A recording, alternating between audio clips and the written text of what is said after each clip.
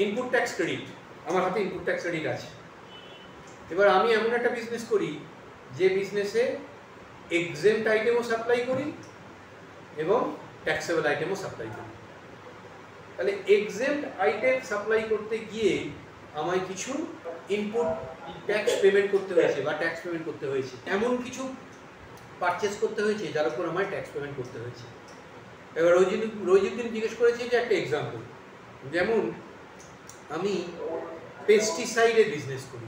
পেস্টিসাইডে কিছু পেস্টিসাইড আছে যার উপর কোনো ট্যাক্স নেই।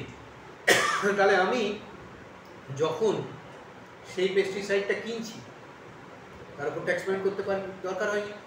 আমি যখন সেটাকে সেল করছি তার উপর ট্যাক্স পেমেন্ট করার দরকার হয়নি। কিন্তু আমাকে সেটা সেল করতে গিয়ে অ্যাডভার্টাইজমেন্ট করতে হয়েছে। অ্যাডভার্টাইজমেন্ট করার জন্য সেই অ্যাডভার্টাইজমেন্ট কস্টের উপর জিএসটি পেমেন্ট করতে হয়েছে। আমি যখন অ্যাডভার্টাইজমেন্ট করেছি আমি তখন দুটোরই অ্যাডভার্টাইজমেন্ট করেছি, আমি দুটো প্রোডাক্টেরই অ্যাডভার্টাইজমেন্ট করেছি। তার মধ্যে একটা প্রোডাক্টের এক্সেম্পট আইটেম আর একটা প্রোডাক্ট ট্যাক্সেবল আইটেম।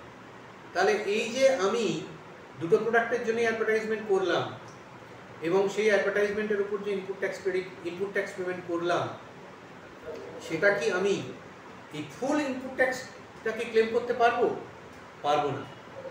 প্রপোর্শনেটলি পারবো। কোন প্রপোর্শনে পারবো? তার টার্নওভারের প্রপোর্শনে।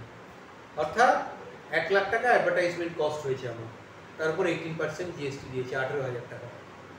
আর আমি যা আউটপুট সাপ্লাই করেছি, যে exempted item and taxable item, তাতে 60 লাখ টাকার ট্যাক্সেবল আইটেম সেল করেছি, 40 লাখ টাকার এক্সেম্পট আইটেম সেল করেছি, 1 কোটি টাকা। ঠিক আছে? তাহলে এই যে 18,000 টাকা ইনপুট ট্যাক্স আমি পেমেন্ট করলাম পারচেস করার সময়, যে ট্যাক্সটা আমার পারচেস অফ অ্যাডভার্টাইজমেন্ট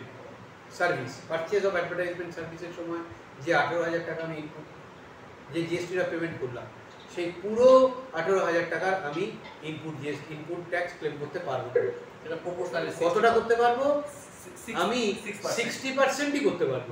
তাহলে 18,000 divided by 1 crore into 60 lakhs, তার মানে 60%। আমি 60% ক্লেম করতে পারবো, বাকি 40% ক্লেম করতে পারবো। বোঝা গেল?